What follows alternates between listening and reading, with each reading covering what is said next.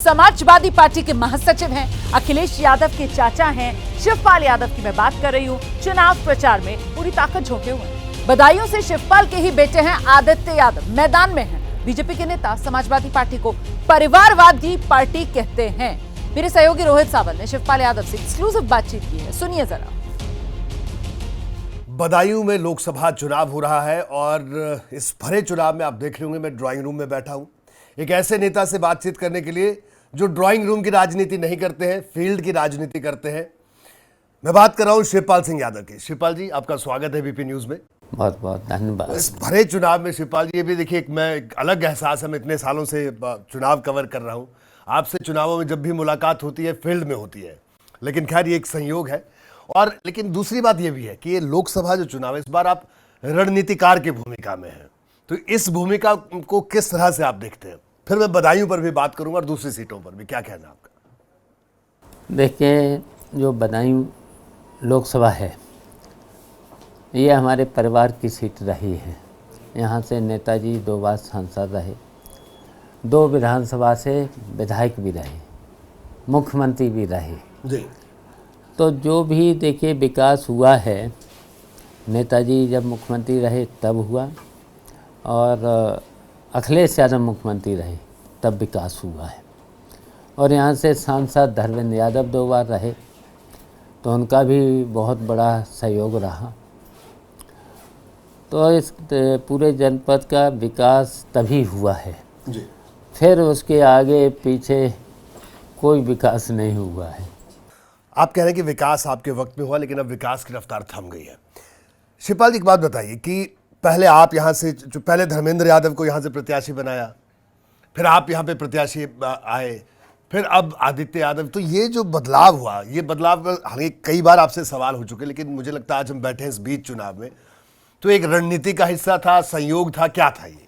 देखिए, आप याद करो, नेताजी जब भी शिविर लगते थे, जब भी कोई सम्मेलन करते थे जी, तो नेताजी कहा करते थे कि जिस पार्टी में युवा अधिक होते हैं ना जी, तो वो पार्टी कभी बूढ़ी नहीं होती है। जी, तो युवाओं की आवाज़ आई जी, कि भाई चाचा, तो अब तो एमएलए हैं, आप पे देश देखो।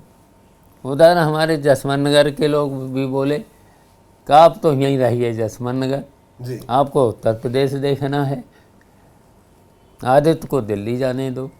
जी। तो फिर यहाँ आवाज़ जब उठी तो हमने कि चलो अच्छा है। शिवपाल जी, लेकिन मैं बीजेपी की तमाम रैलियां देख रहा था, गृह मंत्री भी आए, उन्होंने भी बात कही, परिवारवाद का आरोप बार बार बीजेपी कहते कि साहब कि पूरे परिवार के लोगों को ही चुनाव लड़वा रही है समाजवादी पार्टी। अच्छा, देखिए, वैसे तो अब कुछ लोगों के तो परिवार है ही नहीं। जी। फिर ये जब परिवार का देखिए जब आरोप लगा देते हैं, और जितना ही ये हमारे परिवार पर आरोप लगाएंगे भारतीय जनता पार्टी, उतना ही मार्जिन बढ़ेगा हमारा। शिवपाल जी, इसके इतर अगर मैं बात करूं, बीएसपी की अगर बात करें, देखिए बीएसपी के जो मुस्लिम प्रत्याशी लड़ रहे हैं जहां जहां पे, तो आपको नहीं लगता कि उसका नुकसान सीधे तौर पे इंडिया गठबंधन समाजवादी पार्टी के उम्मीदवारों को होगा? देखिए, जो मुस्लिम वोट है, अल्पसंख्यक वोट है, पूरा का पूरा यहीं देख लो बदायूं में जी। अच्छा, ये जो प्रत्याशी उतारे गए हैं जी, ये भारतीय जनता पार्टी ने जिसे कहा वही उतारे गए। अच्छा, आपका कहना है कि बीजेपी की अंडरस्टैंडिंग से प्रत्याशी उतारे हैं बस? उतारे गए जो पूरी पब्लिक समझ रही।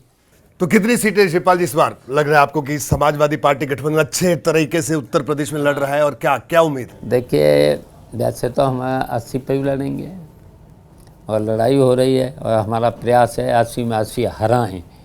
लेकिन मेरा जो है समाजवादी पार्टी 60 सीटें तो जीतनी है, 60 से ऊपर भी जीत सकते हैं। ये बड़ा दावा शिवपाल जी आप कर रहे हैं।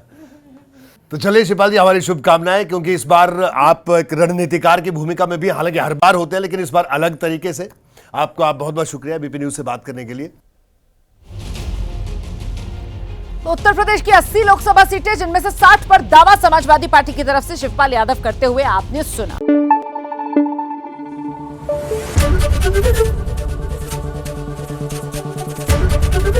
ABP News, आपको रखे आगे।